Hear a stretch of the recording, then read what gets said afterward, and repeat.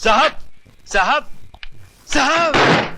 अंधा है क्या? नहीं बाबू, भूखा हूँ इसलिए लड़खड़ा कर गिर गया। देख तेरे गिरने से क्या हो गया। मामूली सा दाग लग गया है, मैं अभी इसे साफ किए देता हूँ। तेरी नजर में ये मामूली सा दाग होगा, मगर हमारी नजर में ये कार बिल्कुल बेकार हो गई है। और राय बहादुर उस चीज को कभी इस्तेमाल नहीं करता जिस पर एक भी दाग लग गया हो। सिक्योरिटी, इस गंदगी को बाहर फेंक दो और फिर दोबारा ये इस ऑफिस की इर्द गिर्द भी दिखाई ना दे। चले बुड्ढे, बाहर निकाल, चल।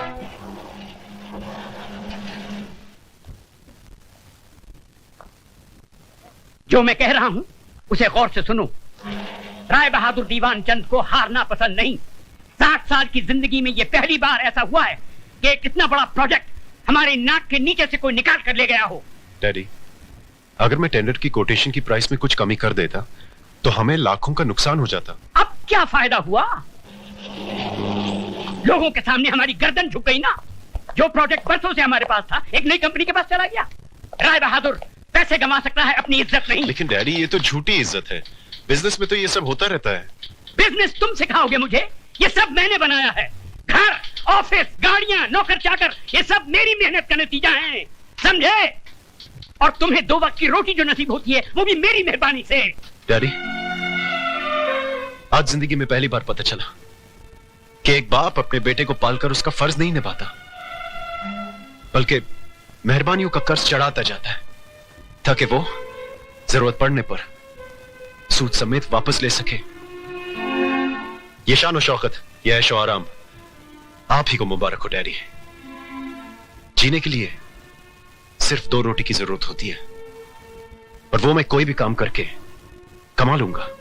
Good bye mister Rai Bahadur.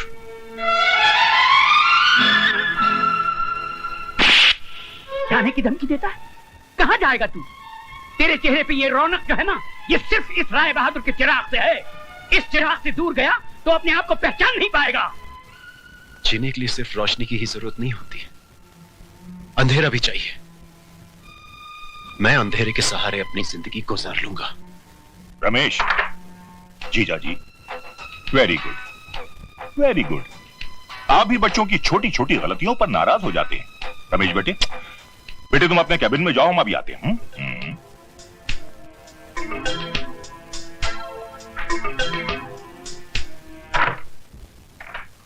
साले साहब, आपको नहीं मालूम कि इस बेवकूफ की वजह जीजा जी, जीजा जी, रमेश मां की गोद में पलकर बड़ा हुआ है और आज बाप के कांधों पर। दोनों में जमीन आसमान का फर्क है। जो काम रमेश नहीं कर सका वो राज करेगा। राज? साले साहब, लगता है लंदन में रहते रहते आप सठिया गए।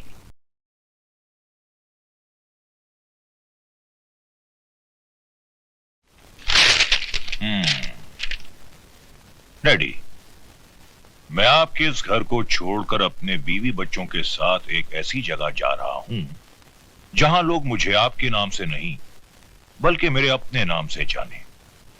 Very good.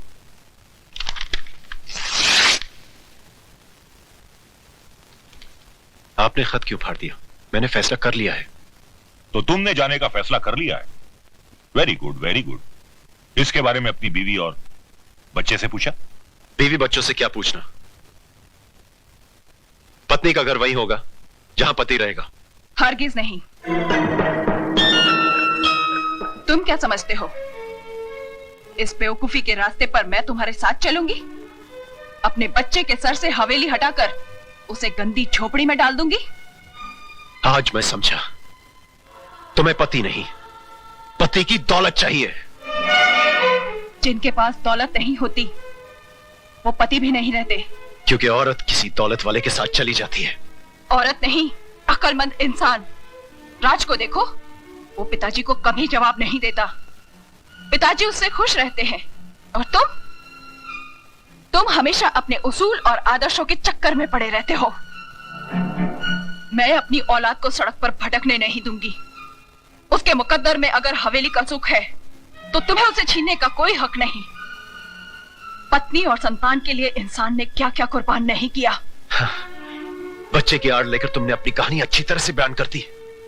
समझ गया मैं। अग्नि के सामने ली गई सारी कस्में सब झूठी थी।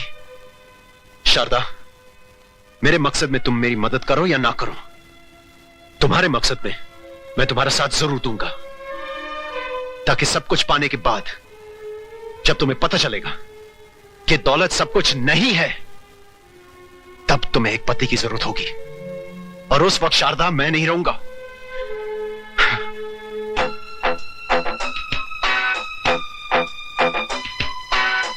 बेटी, मामा प्यारे का यह कहना है कि जो गरजते हैं वो बरसते नहीं, और अगर कभी ऐसा हुआ तो अपने पति को मेरे पास लंदन भेज देना। मैं जीजा जी के कारोबार के साथ साथ इसकी भी देखभाल कर लिया करूंगा। Very good.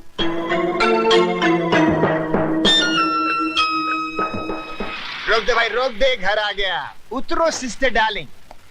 हाँ सिस्टर, तुमने पुकारा हम चले आए, छोटी सिस्टर को भी साथ लाए रे। अरे वाह सिस्टर, मैं तो समझा था तुम हाई फीवर में पड़ी ई कर रही होगी, लेकिन तुम तो यहाँ अच्छी खासी बिंदु बनी बैठी हो। है? हाँ दीदी, तुमने बीमारी का झूठा तार क्यों भेजा? अरे गधों, ये तार वार की बात किसी से कहना नहीं। बट व्हाई नॉट सिस्टर, इसमें राज क्या है? बात दरअसल ये है कि तुम्हारे जीजाजी उसूल और आदर्शों के चक्कर में पड़ गए हैं। पिताजी उनसे नाखुश हैं। वो सारा कारोबार राज के हाथों में सौंपना चाहते हैं। राज ने अगर कारोबार संभाल लिया तो पिताजी फौरन उसका घर बसाना चाहेंगे। कहीं कोई बड़े बाप की बेटी आ गई तो जो पिछले 10 साल से मैं राज कर रही हूं वो खत्म हो जाएगा। इससे पहले कि राज की जिंदगी में कोई और लड़की आए, तुम उसे शीशे में उतार लो।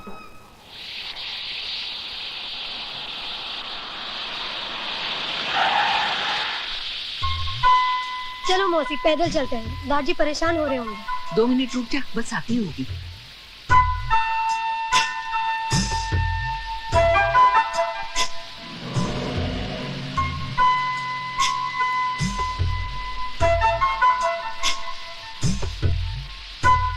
अरे छोटे मालिक, आप? अरे मौसी, आओ गाड़ी में बैठ जाओ।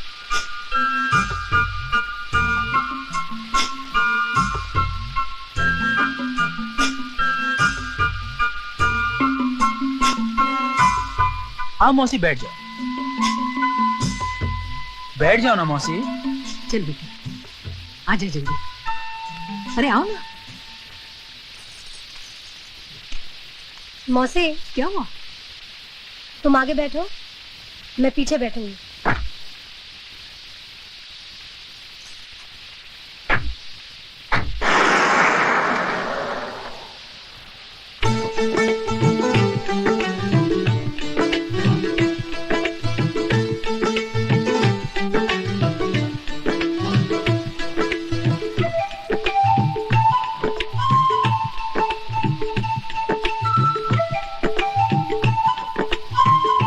मौसी, कुत्ते की नजर हर वक्त छिचड़ों पर ही क्यों होती है? क्योंकि वो कुत्ता है। अगर आदमी की नजर छिचड़े पर हो तो? वो तो कुत्ते से भी बदतर है। अरे उसे बचा। कहाँ खो गया था तू? कहीं नहीं।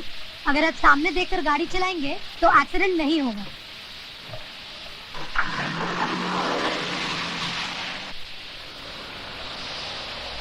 ताती वाव न लगी पार ब्रह्म शरणाई। अरे कुशल्या बहन, तुम्हारी तो बड़ी तरक्की हो गई है, गाड़ी छोड़ने आई है। गाड़ी नहीं, कुछ छोटे मालिक छोड़ने आए हैं। छोटे मालिक लोफर।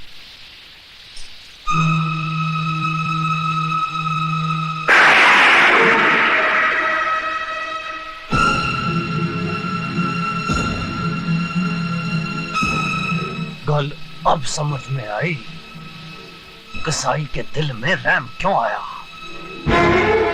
कुशल्या बहन, 40 साल से इन रईसजादों के साथ रहने के बावजूद भी तुम इनको नहीं पहचानी, पर मैं जानता हूं इन्हें। रास्ते में कोई गरीब पड़ा हो ना तो उसकी मदद करने के लिए ये अपनी गड्डी नहीं रोकेंगे, लेकिन जैसे ही कोई लड़की अपनी जवानी का बोझ अपने कंधे पे उठाए चली जा रही हो, उसे देखते ही इनके कदम दया धर्म की ब्रेक पे फौरन चले जाते हैं। क्यों राज साहब, ठीक कहा ना मैंने? ये करतार सिंह तुम्हारे जैसों की नस्ल से बड़ी अच्छी तरह से वाकिफ है। और सुनो, दोबारा गलती से भी मेरी बेटी के करीब आने की कोशिश ना करना। जाओ जाओ।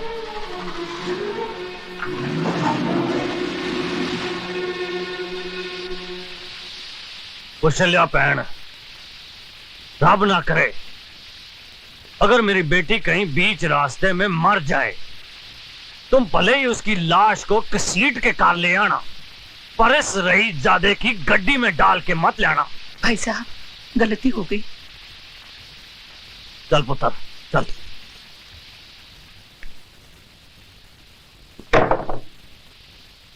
ये कौन है?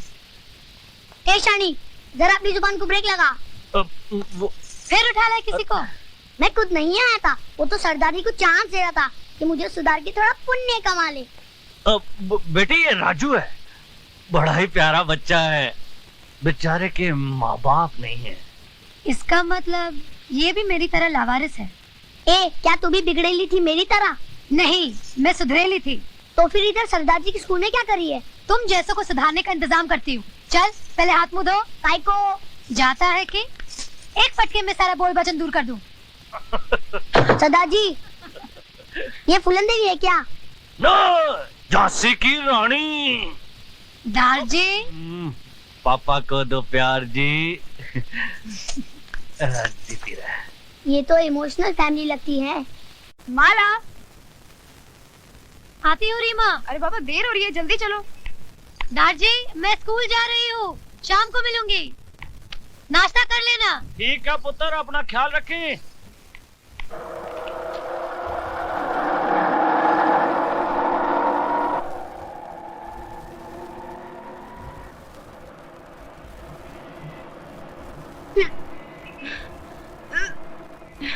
रीमा, क्या हुआ? रिक्शा वाले, रिक्शा रोको।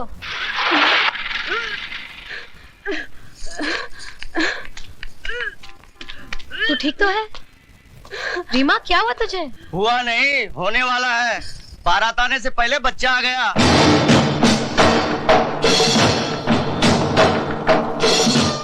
तुझे ये कैसे मालूम कि ये शादी से पहले माँ बन गई? अगर शादी हुई होती तो मांग में सिंदूर और गले में मंगलसूत्र नहीं होता। तेरी शादी हुई है? हाँ। क्या सबूत है?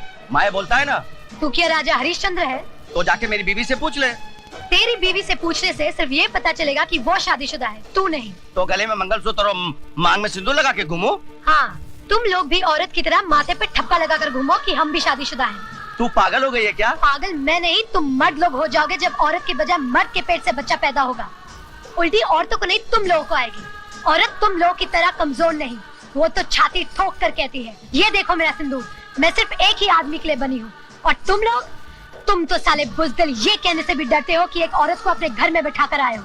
है हिम्मत तो कल से तुम सब भी मांग में सिंदूर और गले में मंगलसूत्र पहनकर घर से निकलना, तब मैं वाकई तुम्हें मर्द समझूंगी। अरे मैं कहाँ फंसा? भाई साहब वो तो खाली। अबे भागता किधर है बुज़दिल? ये ले चूड़ियां पहनता जा।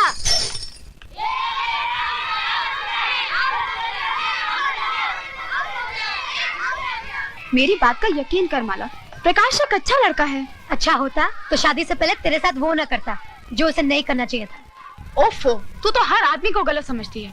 मैंने कहा ना, वो मुझे बहुत प्यार करता है और शादी भी करेगा तो सिर्फ मुझसे, किसी और से नहीं। अगर कुछ हो गया ना तो मेरे पास मत आना, मरना उसी प्रकाश के पास। अरे सुन तो।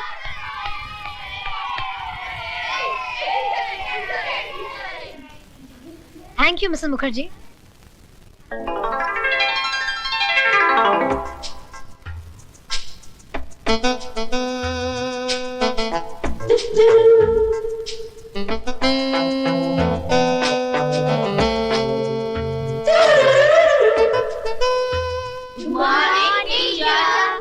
नमस्ते।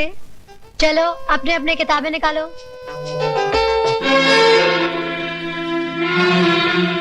बच्चों ये क्या है? इससे क्या किया जाता है? और इससे बिनाई की जाती है।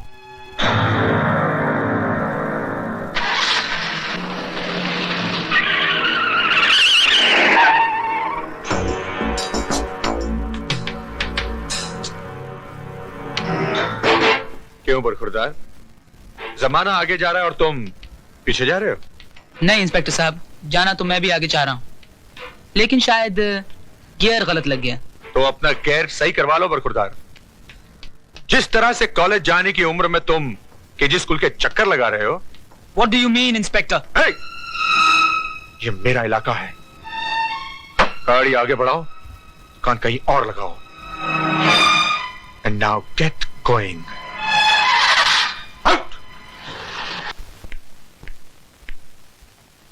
मौसी आ गई तुम? चाय बाद में, पहले जरा सर दबा दो। लेकिन भाषण मत देना कि राज बेटा इतनी शराब तुम्हारी सेहत के लिए बुरी है।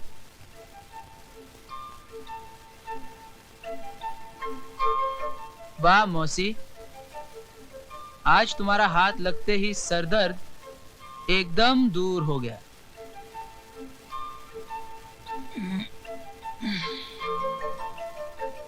जी तो चाहता है कि बस तुम्हारी गोद में यूं ही सोता रहूं।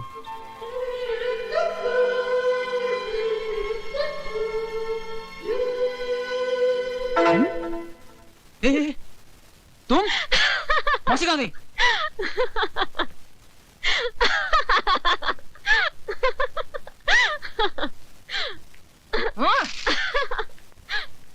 ये क्यों खिलखिला रही है?